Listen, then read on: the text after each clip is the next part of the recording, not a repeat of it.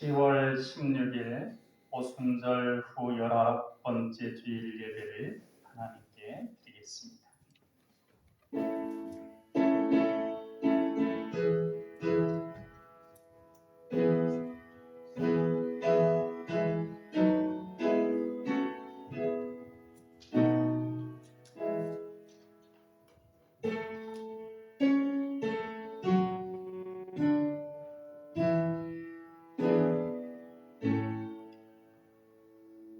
여호와는 위대하시니 우리 하나님의 성 거룩한 산에서 극진히 찬양받으시리로다. 터가 높고 아름다워 온 세계가 즐거워하며 큰 왕의 성 곧 북방에 있는 시온산이 그러하도다. 아멘. 사랑의 하나님 아버지, 감사와 찬송과 영광을 올려드립니다. 거룩한 주일 아침에 천하 만민들이 다 주님께 나와 찬송과 경배를 드립니다. 주님께서 창조하신 우주 만물과 천군과 천사들도 소리를 높여 주님의 이름을 높여드립니다. 이 예배와 찬송을 기쁘게 받아주시며 주님의 그 빛난 얼굴을 우리에게 비추어 주옵소서. 예배하는 우리의 중심에 걱정과 근심과 흑암이 다 물러가게 하시고 기쁨과 은혜와 사랑만이 충만하게 넘쳐나게 하옵소서. 예배의 주관자 되시는 사랑의 예수님 이름으로 기도하옵나이다. 아멘.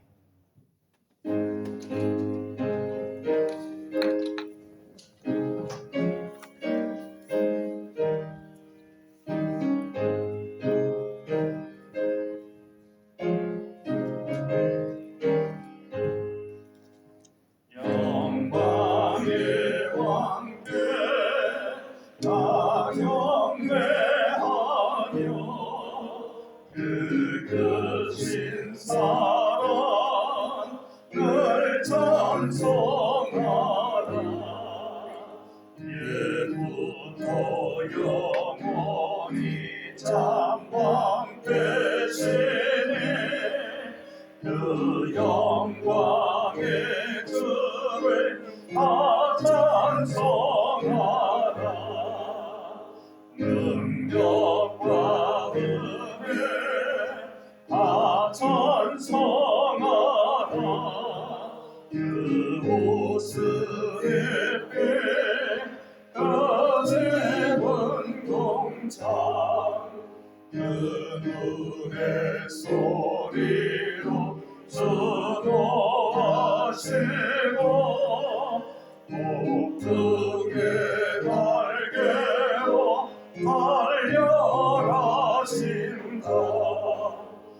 저 아름답고 놀라운 일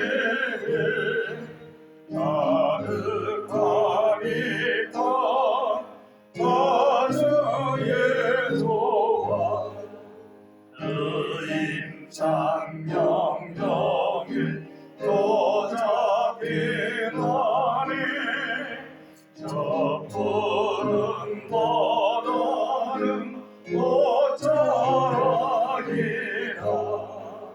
질그릇 같이 연약한 인생 주대하여 늘 강건하리. 온 백성 지으신 만왕이시니 그 자리 영원히 변함없소로.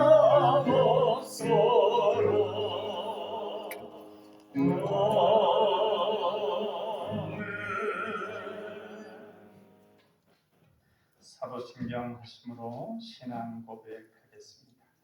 나는 전능하신 아버지 하나님 천지의 창조주를 믿습니다. 나는 그의 유일하신 아들 우리 주 예수 그리스도를 믿습니다.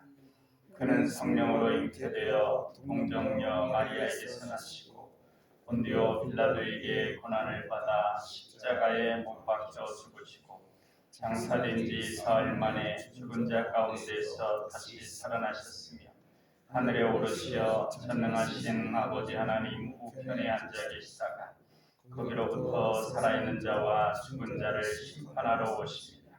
나는 성령을 믿으며 거룩한 공교회와 성도의 교제와 죄를 용서받는 것과 몸의 부활과 영생을 믿습니다. 아멘. 성시 낭독은 시편 119편 97절로 104절까지 말씀입니다.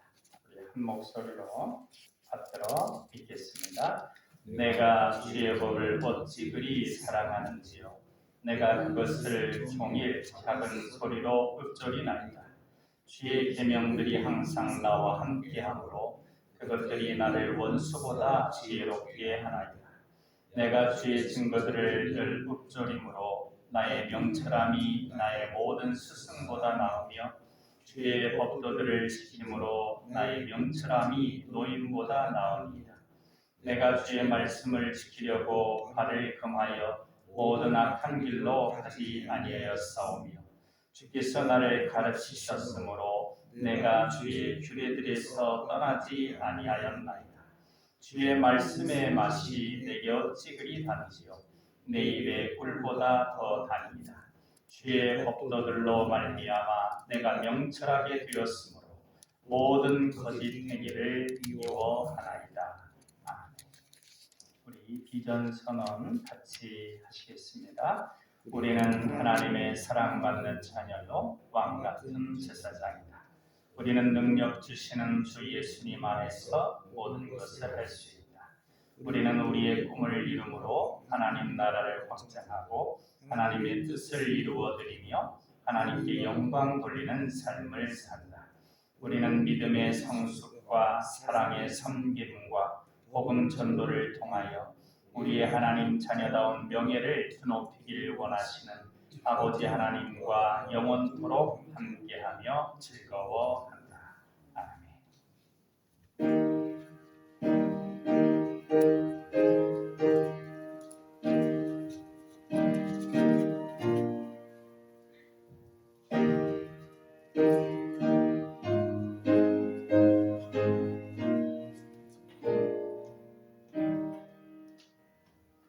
주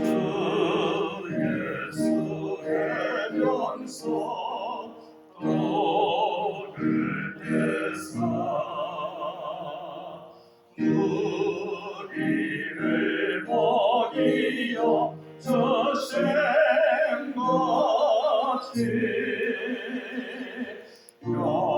영생의 양식을 나에게도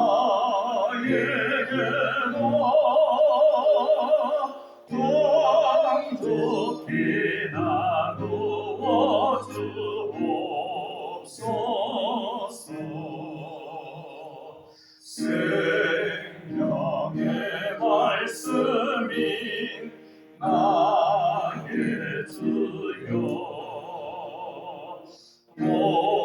목말라 주님을 찾나이다.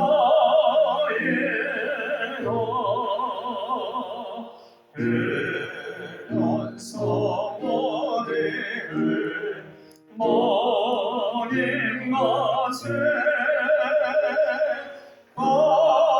발급한 내 심령 채우소서. 내 주여 진리의 말씀으로 사슬에 얽매인 날 보시소. 내 맘의 평화를 노래로 영원한 생명을 주옵소서.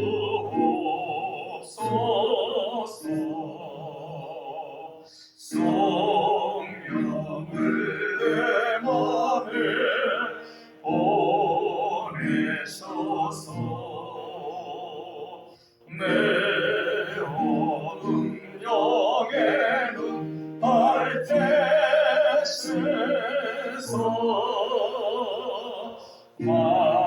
말씀의 강천이 참진리라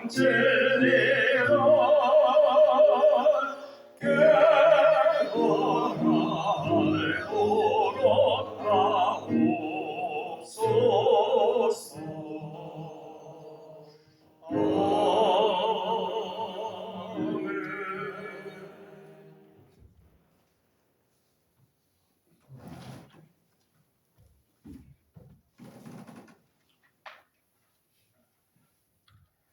오직 나는 주의 풍성한 사랑을 힘입어 주의 집에 들어가 주를 경외함으로 성전을 향하여 예배하리이다. 아멘.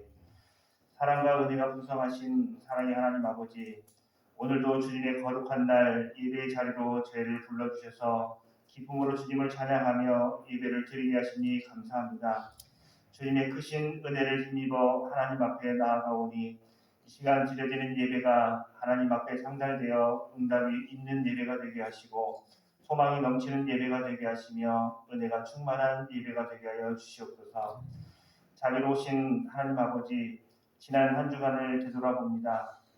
세상 속에서 하나님을 바라보며 힘차게 살아온 성도님들에게 힘을 더하여 주시고 오늘 예배를 통하여 다시 한번 한 주간 살아갈 힘과 능력을 얻게 하여 주시옵소서.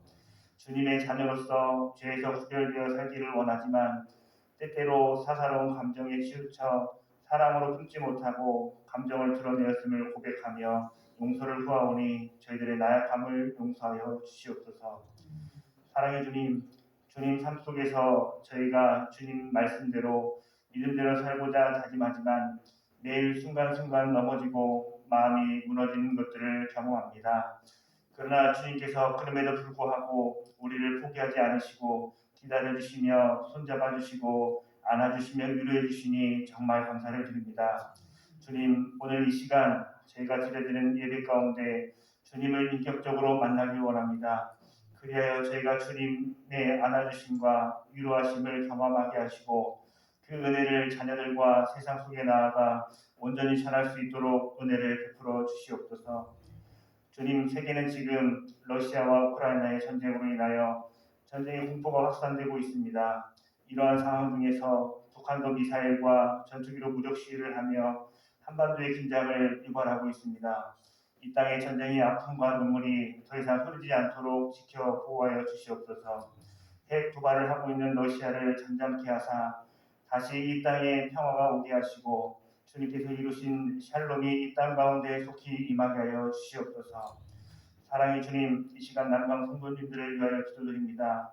남방에 속한 모든 성도님들 온전한 믿음을 가지고 신앙생활을 하게 하여 주시사 날마다 감사가 넘치게 하시고 그 어느 것보다 주님을 사랑하는 성도님들 되게 하여 주셔서 주님을 나의 주인으로 인정하게 하시고 주님으로 섬기는 그 마음 속에 주님을 온 마음 나의 진심으로 섬기는 믿음의 성도님들이 다 되도록 은혜를 부어 주시옵소서.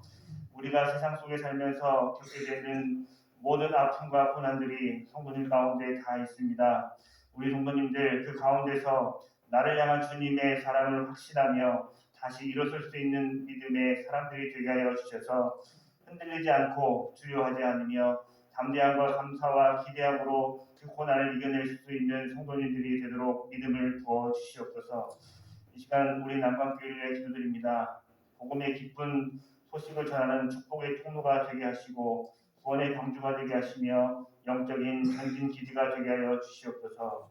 전도의 발걸음, 선교의 발걸음이 되게 하시고 작은 예수로서 빛과 소금으로 살아가는 성도님들을 통해 자연스레 전도되는 역사가 일어나게 하여 주시옵소서. 시대적 사명을 잘 감당하는 교회가 되게 하시고 다음 세대를 위하여 수고와 공급을 아끼지 않는 비전 있는 교회가 되게 하여 주시옵소서. 단위에 세우신 목사님을 위해 기도드립니다. 성령의 기름을 부으심으로 부어주셔서 늘 성령 충만하게 하시고 하나님의 말씀을 대언하실 때 강력한 권능이 나타나게 하시고 말씀을 통하여 성도들의 마음이 변화되게 하여 주시옵소서. 목사님의 가정을 축복하사 평강의 샘이 흘러넘치게 하시고 목사님 사역 위에 축복하사 많은 영혼들이 목사님을 통하여 말씀의 꿀을 먹으며 주님의 제자로 성장하게 하여 주시옵소서. 오늘 이 예배를 위하여 보이지 않는 곳곳에서 섬기며 봉사하는 성도님들 한 명 한 명 기억하여 주시고 그들의 헌신을 기억하사 가정이 잘 되고 자녀들이 잘 되고 사업장과 직장이 잘 되는 축복을 받게 하여 주시옵소서. 감사를 드리오며 우리의 길이요 진리요 생명 되신 우리 주 예수님 이름으로 기도하옵나이다. 아멘.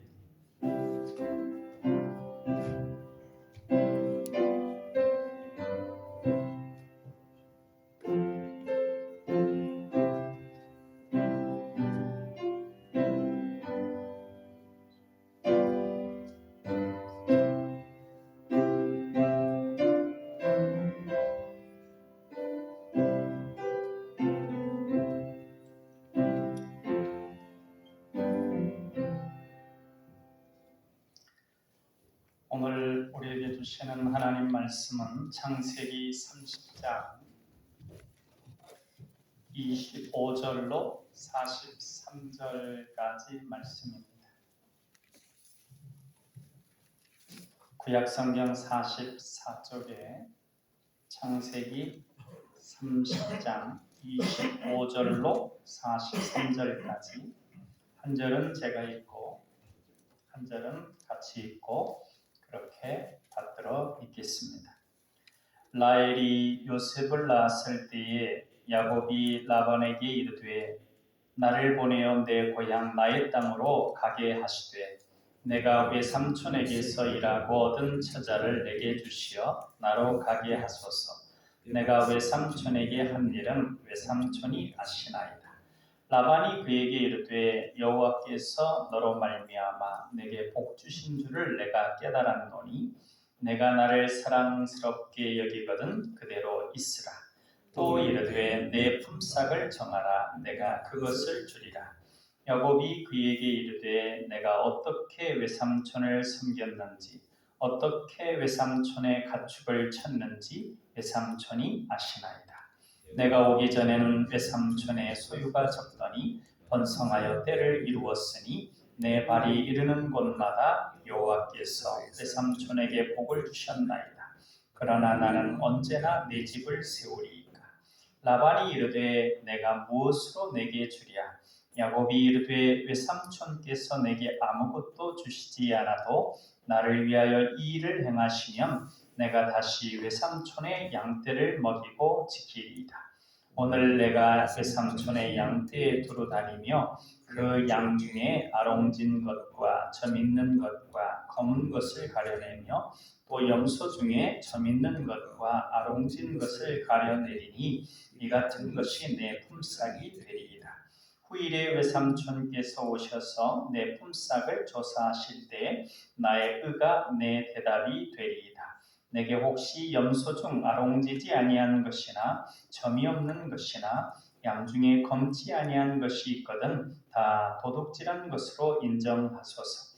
라반이 이르되 내가 네 말대로 하리라 하고 그날에 그가 염소 중 얼룩무늬 있는 것과 점 있는 것을 가리고 암염소 중 흰 바탕에 아롱진 것과 점 있는 것을 가리고 양 중에 검은 것들을 가려 자기 아들들의 손에 맡기고 자기와 야곱의 사이를 사흘 길이 뜨게 하였고 야곱은 라반의 남은 양떼를 치니라. 야곱이 버드나무와 살구나무와 신풍나무의 푸른 가지를 가져다가 그것들의 껍질을 벗겨 흰 무늬를 내고 그 껍질 벗긴 가지를 양떼가 와서 먹는 개천의 물구위에 세워 양떼를 향하게 하매 그 떼가 물을 먹으러 올 때에 새끼를 빼니 가지 앞에서 새끼를 뱀으로 얼룩얼룩한 것과 점이 있고 아름진 것을 낳은지라.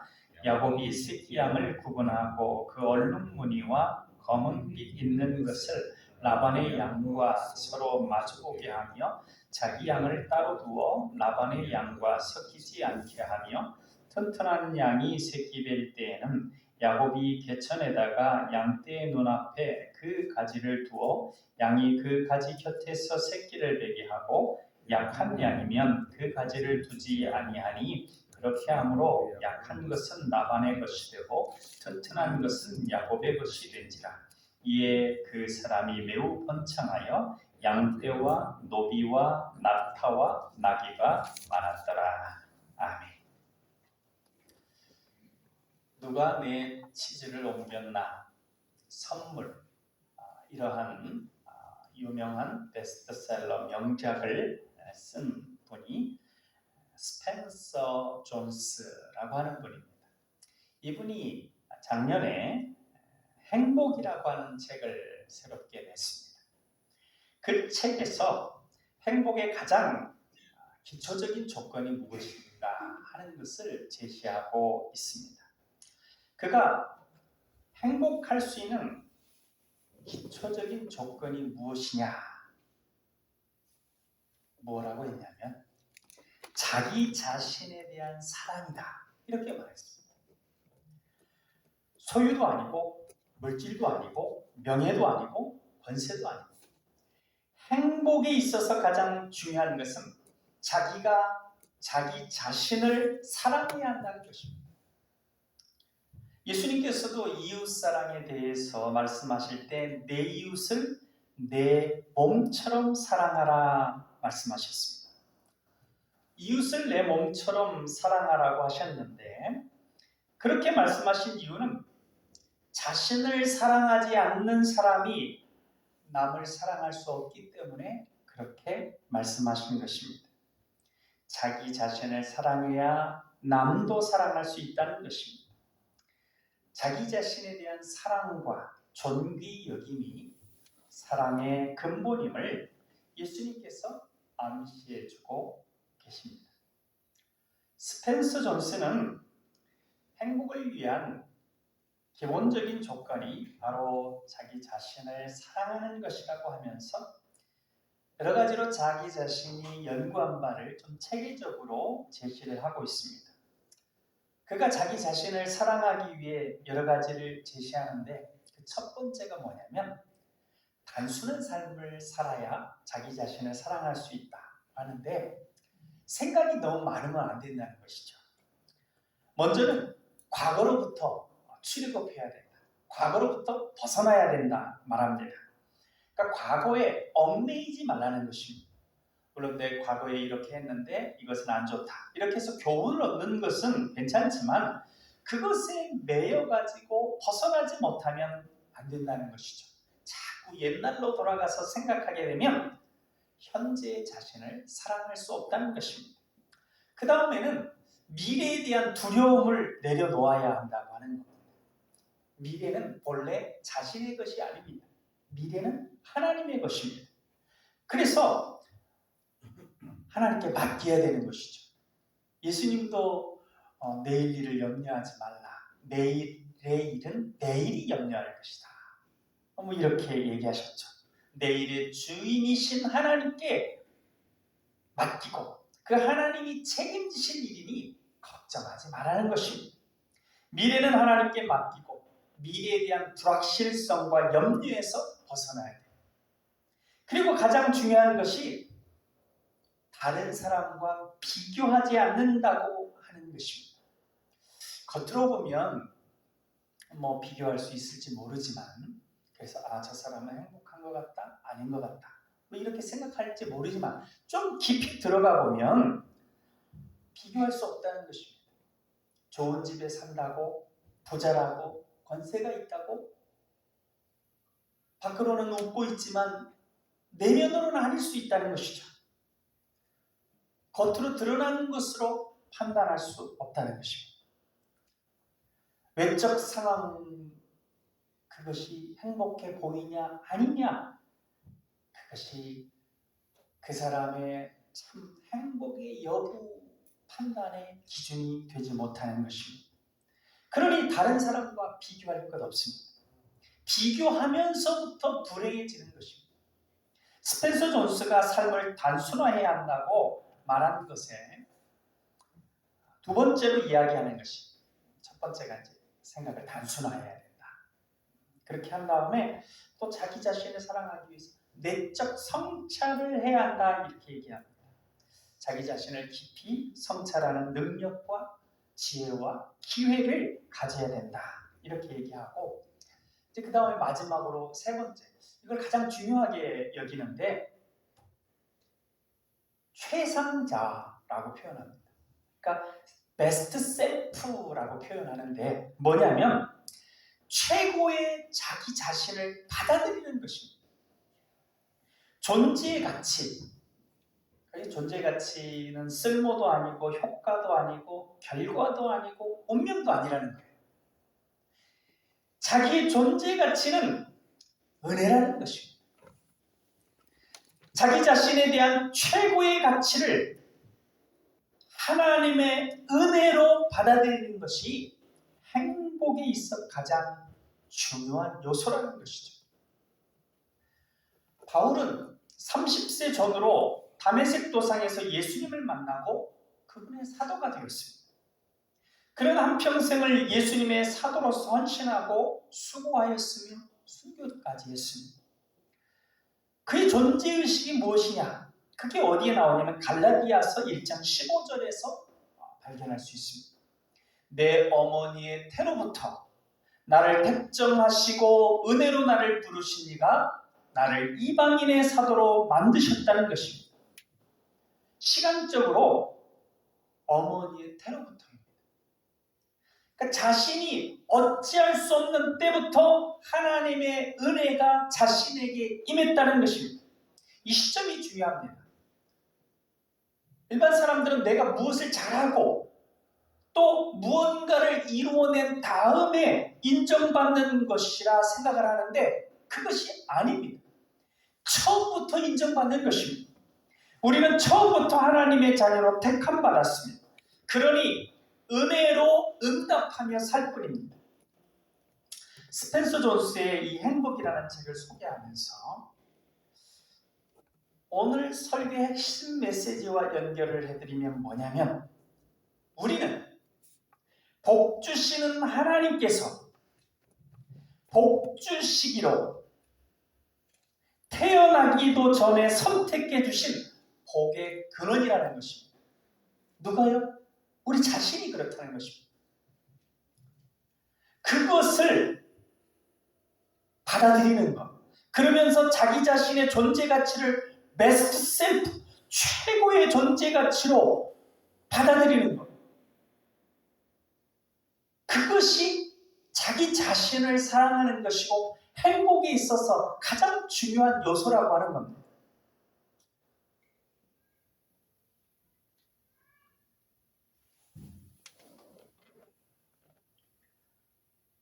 행복하기 위한 첫 번째 조건, 우리가 복 주시는 하나님의 복 주실 대상으로서 복의 근원이라는 것인데 하나님은 온 세상을 복 주시길 원하는데 우리를 택하셔서 우리에게 먼저 복을 확 부어주심으로 그 복이 흘러넘쳐서 우리 주변에 이 세상을 복 주시는 것, 그게 하나님의 뜻이라는 것입니다. 우리가 이것을 받아들이는 것이 겸손입니다. 나는 부족하고 나는 아무 쓸데없는 존재고 나는 아무것도 못하는 보잘것없는 존재라고 생각하는 것이 겸손이 아니고 나는 하나님의 복의 근원이다. 하나님이 은혜로 나를 그렇게 복의 근원 삼아 주셨다. 이것을 믿고 받아들이는 것이 겸손입니다. 우리가 존귀한 존재이고 하나님의 자녀로서 복의 근원인데 그 이유가 나의 무엇이 아니고 하나님의 은혜라고 받아들이는 것, 이것이 겸손입니다. 자기가 존귀한데 그것이 자기가 이룬 무엇 때문이라고 생각하는 것, 그 오만이고 어리석음입니다. 참된 겸손은 우리가 존귀한 하나님의 자녀요, 하나님께서 복의 근원으로 정하신 존재임을 받아들이는 것이고 그런 복의 근원된 이유가 오직 하나님의 은혜임을 믿는 것입니다. 교만은 이것을 받아들이지 않고 자기 자신을 아무런 존재 가치가 없는 무가치한 존재라고, 아무 쓸모없는 존재라고 여기는 것입니다. 어떤 사람이 자기가 잘 이해하지 못한다고. 피카소 그림은 좀 이해하기 어려운 부분들이 있잖아요. 어떤 건 제가 볼 때도 이건 뭐 애기가 뭐 그린 거야 뭐야 뭐 이렇게 생각할 때가 있는데, 그렇다고 제가 이 그림은 무가치한 것이고 쓸데없는 정말 쓰레기 같은 것이다 이렇게 판단한다고 하면 제가 얼마나 교만한 사람입니까? 아주 위대한 그 깊은 뜻이 담겨있는 그 그림을 그렇게 평가할 수 없는 것이죠. 마찬가지로 위대한 창조자이신 하나님께서 하나님의 형상, 자신의 형상대로 지은 존재인 사람을, 그가 누가 되었든지 간에 무가치하다, 쓸모없는 존재다 라고 판단한다면, 그렇게 판단하는 것이 자기 자신을 그렇게 판단한다고 할지라도 얼마나 교만한 것입니까? 자기 자신이 하나님의 지고한 사랑을 받은 복의 근원으로서 하나님의 자녀임을 받아들이는 것, 그것이 겸손입니다. 그것이 교만함을 버리는 거예요. 내 판단으로 받아들이는 게 아니라 하나님의 판단, 그저 받아들이는 것, 이것이 겸손입니다. 하나님께서는 아브라함을 복의 근원으로 부르셨습니다. 그의 고향 본토 친척 아비집을 떠나게 하심으로 그를 부르시어 그로 하여금 복의 근원이 되어 그로 하여금 열방이 온 세계가 복을 받게 하셨습니다. 그 약속의 말씀이 창세기 12장 1절과 2절 말씀입니다. 여호와께서 아브라함에게 이르시되 너는 너의 고향과 친척과 아버지의 집을 떠나 내가 내게 보여줄 땅으로 가라. 내가 너로 큰 민족을 이루고 내게 복을 주어 내 이름을 창대하게 하리니 너는 복이 될지라. 아멘. 하나님께서 우리도 복의 근원이 되게 하기 위해서 부르셨습니다. 우리는 예수 그리스도를 믿음으로 하나님의 자녀가 되었습니다. 그것은 요한복음 1장 12절에 나와 있습니다. 영접하는 자, 곧 그 이름을 믿는 자들에게는 하나님의 자녀가 되는 권세를 주셨으니. 아멘. 하나님께서 우리를 예수 그리스도를 믿음으로 복의 근원이 되게 하셔서 우리가 복받을 뿐 아니라 우리를 통하여 우리 주변의 사람들까지도 복을 받게 하셨습니다. 그 복의 첫 번째가 구원입니다. 사도행전 16장 31절에 나와 있습니다.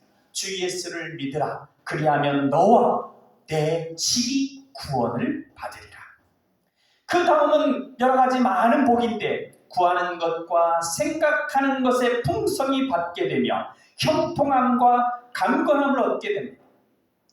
하나님께서 우리로 하여금 복의 근원이 되어서 먼저 우리가 이러한 복을 받기를 원하시는 것은 에베소서 3장 20절과 21절에서 그리고 요한 3서 1장 2절에 나옵니다.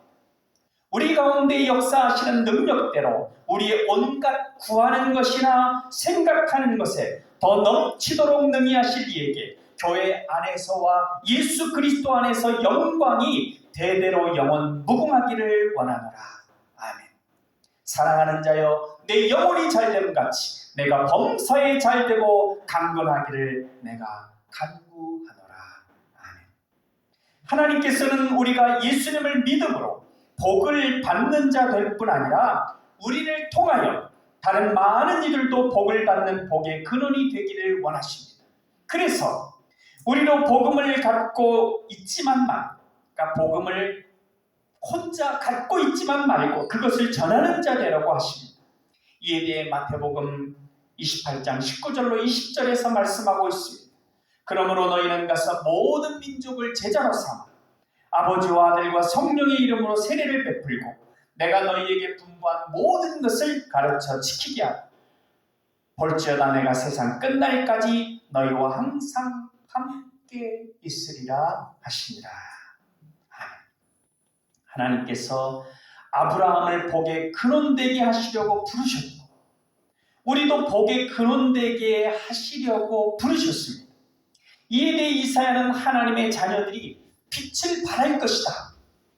하나님의 자녀들이 빛을 발할 것이다. 이렇게 예언을 했습니다. 이사야 60장 1절로 3절까지 말씀하고 있습니다. 일어나라 빛을 발하라. 이는 내 빛이 이르렀고 여호와의 영광이 내 위에 임하였음이니라. 보라 어둠이 땅을 덮을 것이며 캄캄함이 만민을 가리려니와 오직 여호와께서 내 위에 임하실 것이며 그의 영광이 내 위에 나타나리니 나라들은 내 빛으로 왕들은 비치는 내 광명으로 나아오리라. 아멘. 하나님께서는 시대별로 계속해서 하나님의 자녀들을 부르시어 복의 근원이 되게 하십니다. 아브라함을 복의 근원으로 부르시고 이삭을 복의 근원으로 부르신 하나님께서 이제 야곱도 복의 근원으로 부르십니다. 그가 복의 근원된 증거가 나타나기 시작합니다. 우리 본문 27절 말씀을 같이 읽겠습니다. 라반이 그에게 이르되 여호와께서 너로 말미암아 내게 복 주신 줄을 내가 깨달았노니 내가 나를 사랑스럽게 여기거든 그대로 있으라. 야곱도 아직 자신이 복의 근원인 줄 알지 못할 수 있습니다. 그러나 하나님께서 여러 가지 통로를 통하여 그것을 알게 해주십니다. 지금은 그와 함께 살았던 라반의 입술을 통하여 그가 야곱이 복의 근원임을 가르쳐주고 있습니다. 아브라함과 이삭도 그와 함께 사는 이들이나 그의 이웃들이 그에게 하나님께서 너와 함께 하시도다. 당신으로 인하여 우리가 복을 받는다. 이런 말을 합니다. 하나님께서 하나님의 자녀로 복의 근원이 되게 하시는데 복의 근원된 하나님의 자녀가 자신이 복의 근원인지를 깨닫는 것은 매우 중요합니다. 자신이 복의 근원인 하나님의 자녀이지만 그것을 깨닫지 못한 이유와 그것을 깨달은 이의 차이는 하늘과 땅과 같은 차이가 있습니다. 특별히 행복이라고 하는 관점, 복을 누림의 관점에서는 더 차이가 큽니다. 미운 오리 새끼 한 마리가 있습니다. 그 얘기가 있죠. 한 마리의 오리 새끼는 다른 오리들에게 놀림을 받고 따돌림을 받습니다. 그것의 생김새가 다른 오리와 다르기 때문입니다.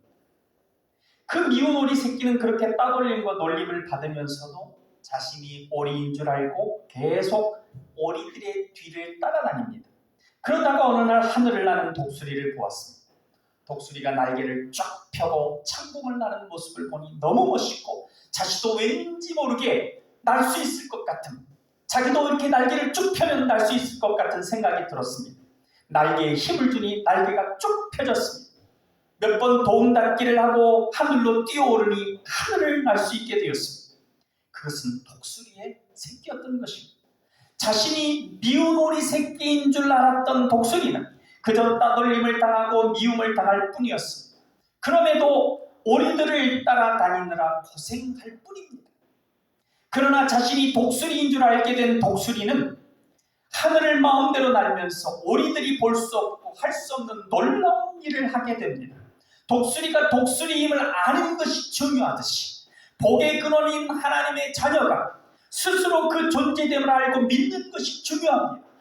베스트 셀프, 나의 최상의 존재 가치를 내가 그냥 얼핏 보여지는 그것, 하나님이 얼핏 보게 하는 그 최상의 존재 가치를 그냥 무시하고 내가 어떻게 이런 존재가 될 수 있어, 그렇게 내버려 버리지 마시고 하나님이 나로 하여금 그렇게 되게 하실 것이다. 지금 모습이 아니라 하나님의 은혜로 언젠가 그러한 모습이 온전히 발현되게 하실 것이다. 나는 그렇게 은혜로 존귀한 존재로 태어난 존재다. 부름받은 존재다. 태어나기 전부터 그렇게 택정받았다. 그렇게 믿는 존재와 그렇지 않은 존재. 첫 번째는 행복을 누리느냐 아니냐, 자기 스스로 복을 누리느냐에 있어서 엄청난 차이가 있고, 어떤 상황에서도 행복합니다. 그렇지 않은 사람은 나는 왜 이런 존재같이 하면서 늘 우울함 속에 살아가죠. 뿐만 아니라 그런 믿음과 그런 복된 삶 속에 살아가는 사람은 어떤 역경도 극복해내고 마침내 그러한 베스트 셀프를 발현하게 됩니다. 하나님의 은혜로. 그리고 그렇게 발현되어도 내 스스로 내 힘으로 됐다고 하지 않습니다. 겸손은 하나님의 은혜로, 나의 나됨은 하나님의 은혜라고 사도 바울이 고백했던 것처럼 그렇게 하는 것이기 때문입니다. 우리는 예수 그리스도를 믿음으로 하나님의 자녀가 되었습니다. 우리는 복의 근원으로 부르심을 받았습니다. 이것은 불변의 존재됨입니다. 중요한 것은 우리가 이것을 깨닫고 믿는 것입니다. 깨닫고 믿게 되면 그만큼 놀라운 일이 우리에게서 벌어질 것입니다. 하나님께서 그렇게 정해 놓으셨습니다. 우리에게 주어질 놀라운 복과 그것으로 인하여 우리를 통하여 우리 이웃들이 놀라운 복에 사로잡히게 될 것을, 그것으로 인하여 우리의 이웃들이 하나님을 예배하는 존재가 될 것, 그것이 하나님의 계획입니다. 마치 거짓말쟁이 야곱이 볼품없이 아내를 위해서 14년 종살이를 하고 지낼 때 자신이 어떤 존재가 될지, 자신과 자신의 후손을 통해 어떤 일이 일어날지 몰랐지만 하나님께서는 놀라운 계획을 가지고 계셨듯이 복의 근원으로 부름받은 우리를 향한 하나님의 놀라운 계획은 우리가 느끼든 느끼지 않든 진행되고 있습니다. 그렇다면 복의 근원은 어떤 존재일까요? 어떤 존재? 복의 근원일까? 우리는 우리 스스로 복의 근원임을 자각하고 그 자각함에 따라 복의 근원답게 행동해야 합니다. 이에 대해서 이사야 32장 8절은 이렇게 말합니다. 존귀한 자는 존귀한 일을 계획하나니 그는 항상 존귀한 일에 서리가 있습니다. 자기 스스로 존귀하다고 여기고 복의 근원이라고 생각하는 사람은 그렇게 행동합니다. 그렇게 계획을 세웁니다. 그렇게 삶을 살아갑니다. 오늘 본문의 말씀을 통해 복의 근원이 어떤 존재를 살펴보겠습니다. 왕자가 어려서는 자신이 왕자인 줄을 모릅니다. 그저 막 뛰어놀 뿐이죠. 그러나 아버지 왕으로부터 왕자임을 듣고 왕으로서의 행동 방식을 배우며 그대로 따라하다가 왕자로서의 자의식과 합당한 행동 방식을 익히게 되는 것입니다. 우리는 복의 근원이요 하나님의 자녀입니다.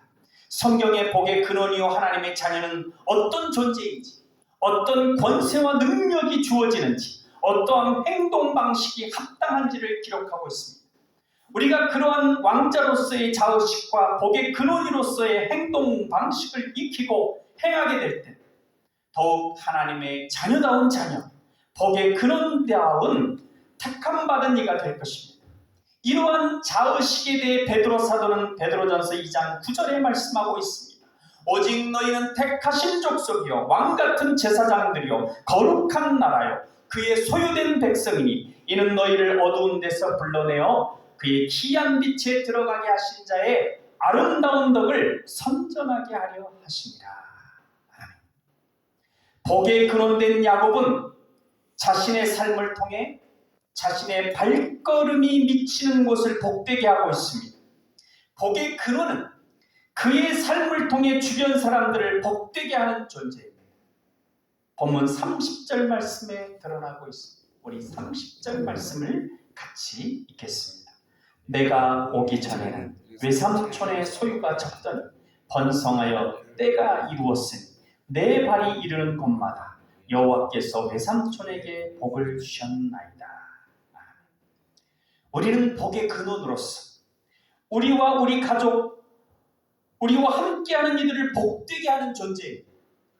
마치 이 나라와 이 민족이 하나님의 자녀들인 교회로 인하여 이처럼 부강해지고 번성해진 것과 같습니다.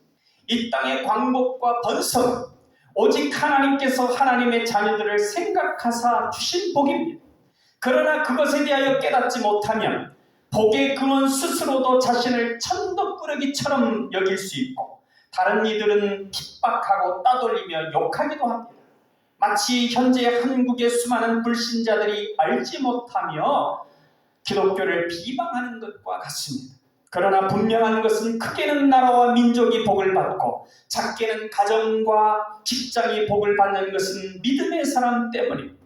하나님의 자녀인 복의 근원이 있기 때문에 다른 이들이 복을 받는 것입니다. 아브라함 까닭에 그의 사촌인 롯이 구원을 받았습니다. 의인, 즉 하나님의 자녀인 복의 근원 10명이 없어서 소돔과 고모라의 백성들은 망했습니다. 롯의 구원에 대해 창세기 19장 29절이 증거합니다. 하나님이 그 지역의 성을 멸하실 때, 곧 롯이 거주하는 성을 엎으실 때 하나님이 아브라함을 생각하사 롯을 그 엎으시는 중에서 보내셨더라. 소돔의 멸망이 의인 10명이 없어서임을 창세기 18장 23절 32절에 증거합니다. 아브라함이 또 이르되 주는 노하지 마옵소서. 내가 이번만 더 하리이다. 거기서 심령을 찾으시면 어찌하려 하시나이까. 이르시되 내가 심령으로 말미암아 멸하지 아니하리라. 의인 10명만 있어도 멸망시키지 않으시겠다고 하셨는데 멸망된 것을 보면 의인이 10명도 안 되었다는 것입니다. 하나님으로부터 복의 근원으로 부름받은 우리는 복의 근원이기 때문에 우리 스스로에 대한 자각을 가지고 할 수 있는 대로 다른 이들을 축복하고 할 수 있는 대로 어떤 결정을 할 때 다른 이들을 복되게 하는 결정을 할 수 있어야 하겠습니다. 그것이 복의 근원답게 행동하는 것입니다. 복의 근원을 향한 하나님의 온전한 계획이 드러나게 하는 것입니다. 하나님께서 우리를 복의 근원으로 하나님의 자녀로 부르셨는데 그것은 우리의 능력 때문이 아닙니다. 은혜라고 그랬죠. 우리가 우리 스스로 복되게 하고 다른 이들을 복되게 하는 것은 우리 자신의 능력으로가 아니라 우리를 복되게 하시는 하나님으로 인하여서입니다. 그러기에 하나님의 자녀인 복의 근원은 하나님을 의지해야 합니다. 하나님을 의지하는 복의 근원으로서의 야곱의 모습이 31절에 드러납니다. 우리 같이 읽어보겠습니다. 라반이 이르되 내가 무엇으로 내게 주랴? 야곱이 이르되 외삼촌께서 내게 아무것도 주시지 않아도 나를 위하여 이 일을 행하시면 내가 다시 외삼촌의 양떼를 먹이고 지키리이다. 하나님의 자녀인 복의 근원은 하나님을 의지하지 이 세상을 의지하지 않습니다. 하나님의 자녀인 복의 근원의 힘과 능력은 하나님 아버지께 있습니다. 이에 대해 시편 기자는 시편 120편 1절과 2절에 노래합니다. 내가 산을 향하여 눈을 들리라. 나의 도움이 어디서 올까? 나의 도움은 천지를 지으신 여호와에게서로다. 복의 근원인 야곱의 인생을 묵상하며 노래한 시편 기자는 시편 146편 2절에서 5절까지 이렇게 노래합니다.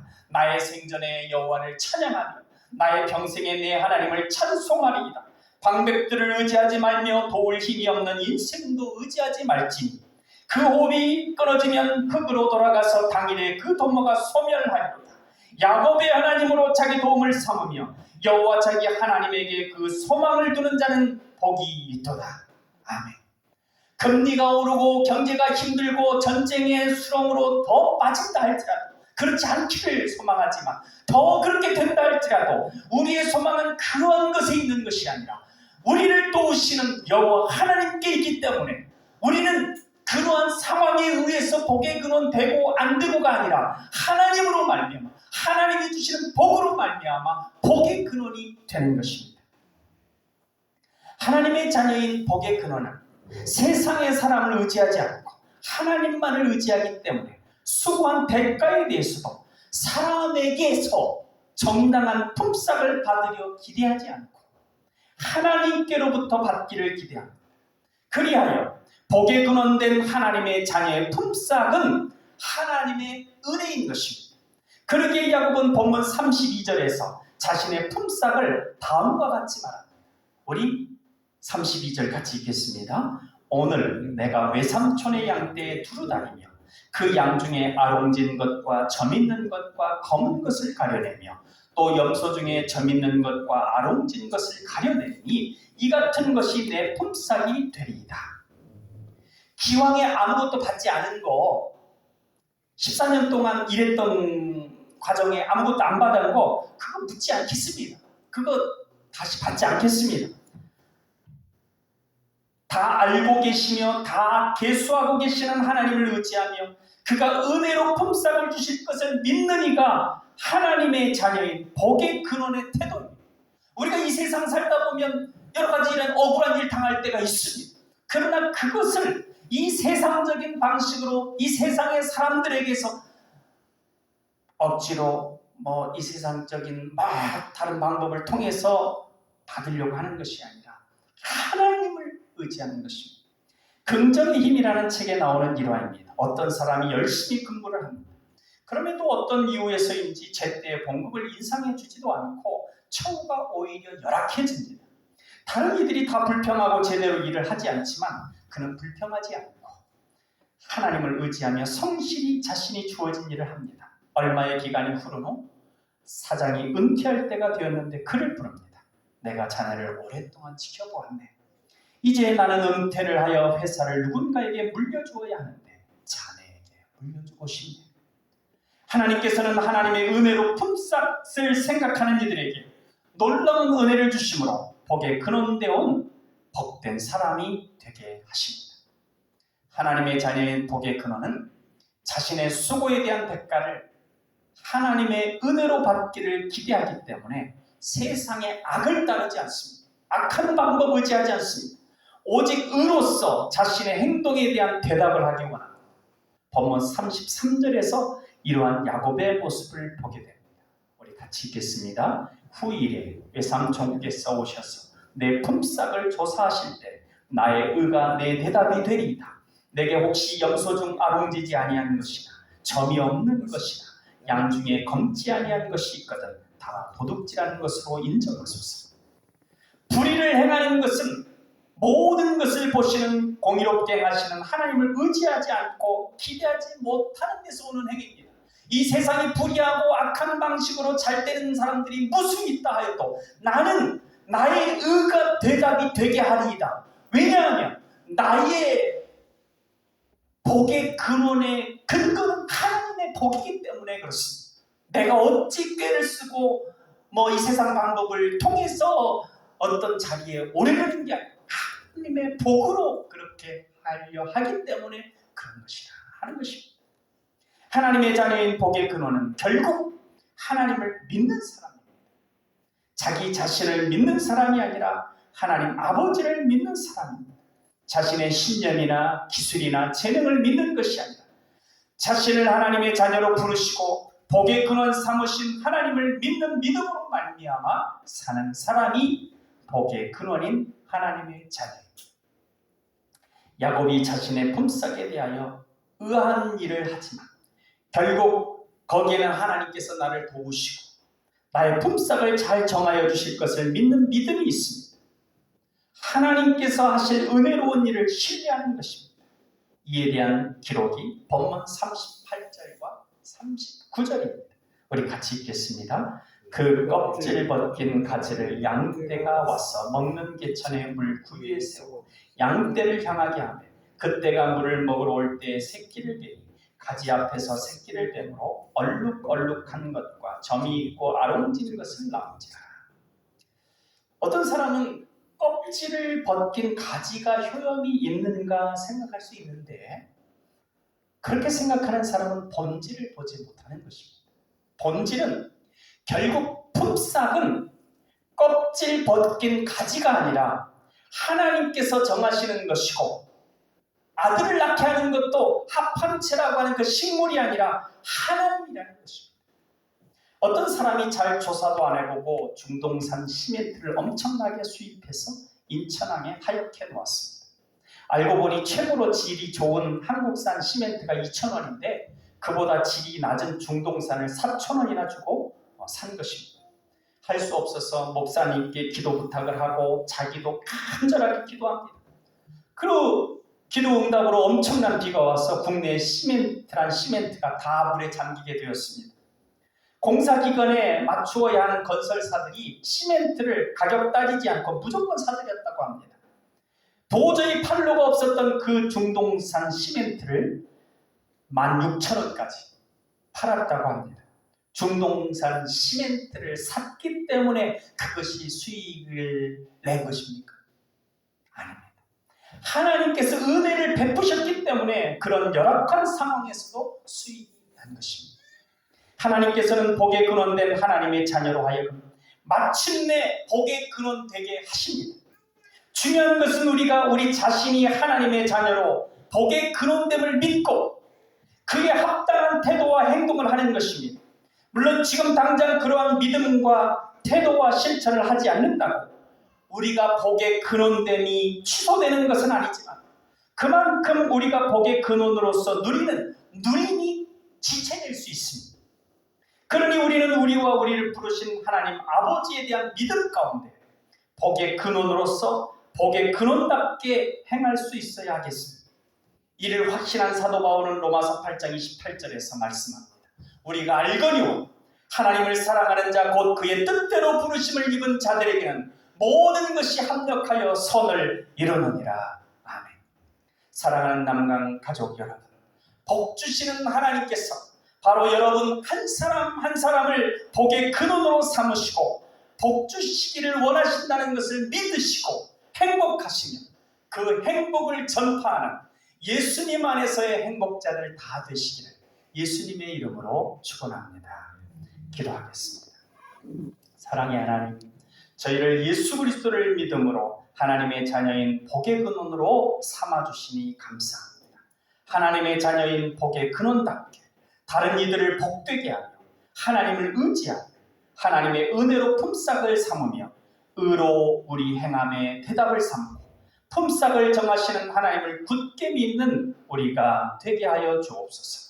그리하여 깨닫고 행하는 복의 근원으로서 복의 근원답게 누리며 복을 흘러가게 하는 우리가 되게 하여 주옵소서. 사랑의 예수님 이름으로 기도하옵나이다. 아멘.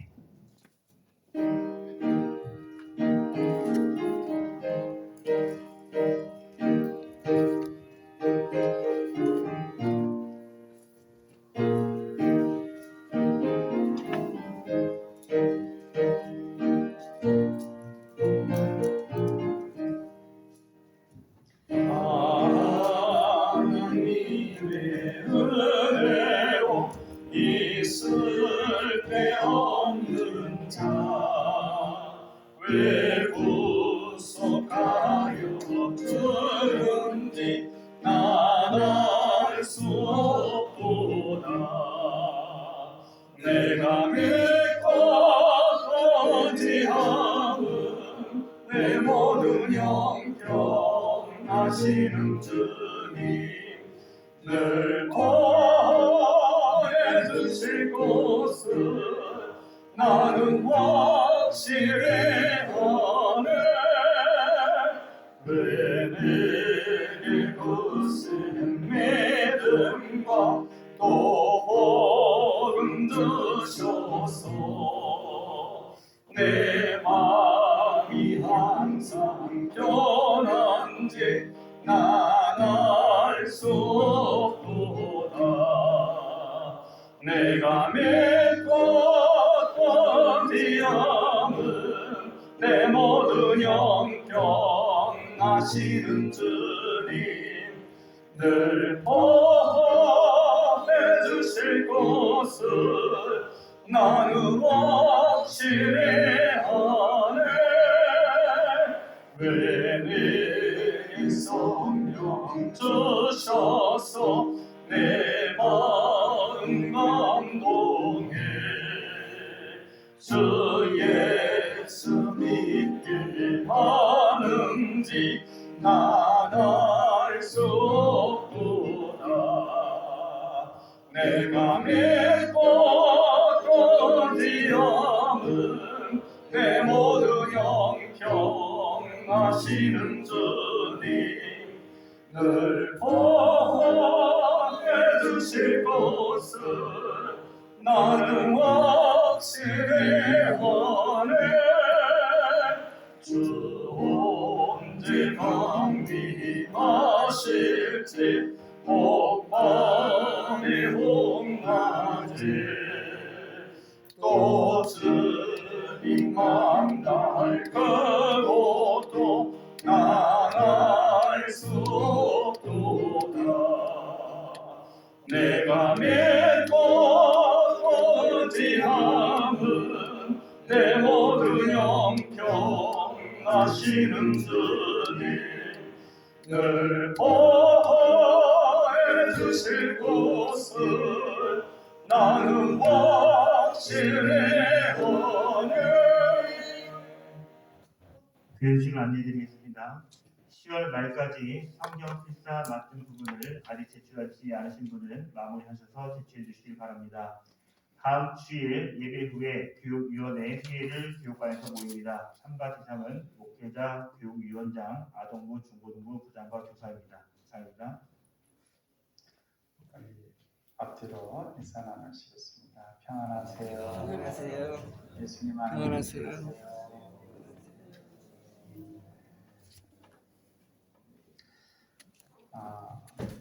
뭐 아시는 분은 아시겠지만 카카오 데이터 센터가 불이 나가지고 지금 카카오 그 단톡방 서비스가 안 되고 있죠. 그래서 지금 어제부터 예배문을 올리지 못하고 있습니다. 그래서 오늘도 예배문이 안 올라갔는데 뭐 언제 될지 모르겠지만 그 전까지는 그냥 이 주보에 나와 있는 거 참고해서 아침 저녁으로 묵상하시고 기도하시면 좋겠습니다. 기도하겠습니다. 여호와께서 아브라함에게 나타나서 그에게 이르시되 나는 전능한 하나님이라. 너는 내 앞에서 행하여 완전하라. 내가 내 언약을 나와 너 사이에 두어 너를 크게 번성하게 하리라 하시니. 아멘. 날마다 생명의 말씀으로 믿음이 크게 번성하게 하시는 하나님 아버지, 물질이 부족할 때 기도할 수 있는 힘 주신 것을 감사드립니다. 넉넉하지 않아도 궁핍이 없게 하시고 남지는 않아도 부족함이 없게 하시는 은혜를 기억합니다. 모든 감사를 정성으로 담아 오늘도 귀한 예물을 드립니다. 소득의 11조를 드립니다. 감사 헌금과 선교 헌금을 드립니다. 주정 헌금과 건축 헌금을 정성으로 주님 앞에 바칩니다. 믿음을 담아드린 이 귀한 예물들을 축복하시고 그 믿음대로 백배 천배로 갚아 주옵소서. 오늘도 충성과 헌신으로 주님 앞에 믿음의 중심을 드린 손길들이 있사오니 기억하여 주시고 저들을 축복하여 주옵소서. 예배위원으로 혹은 안내자로 반주자로 혹은 운행으로 재정 출납으로 혹은 교회 청소와 관리로 맡은 바 자리에서 주님을 기쁘시게 해드리는 아름다운 일꾼들을 돌아보시고 믿음의 소원대로 채우시는 축복을 허락하여 주옵소서. 저들의 기도에 응답해 주옵소서. 봉헌하는 예물이 생명으로부터 생명에 이른 향기로운 냄새가 되어서 죄로 말미암아 죽어가는 사람이 살아나게 하시고 땅끝까지 하나님의 나라가 번성하여서 속히 하나님께서 통치하는 세계가 되도록 역사하여 주옵소서. 거룩한 주님 보좌 앞에 바쳐진 이 귀한 예물들이 쓰이는 곳마다 복음이 증거되고 하나님의 나라가 널리 확장되는 역사가 나타나게 하여 주옵소서. 사랑의 예수님 이름으로 기도하옵나이다. 아멘.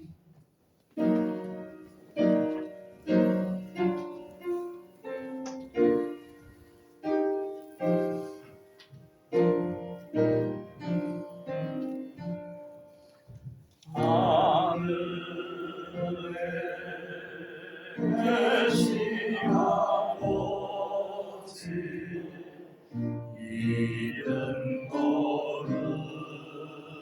거룩하사 주님 나라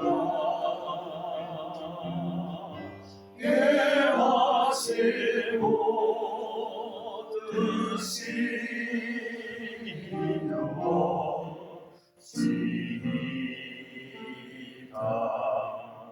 일용할 양식 주시고 우리들의 금죄 다 용서하옵시고 또 시험에 들게 마시고 악에서 구원하소서. 에게 주의 나라 주의 원세 주의 영광 영원히 아멘.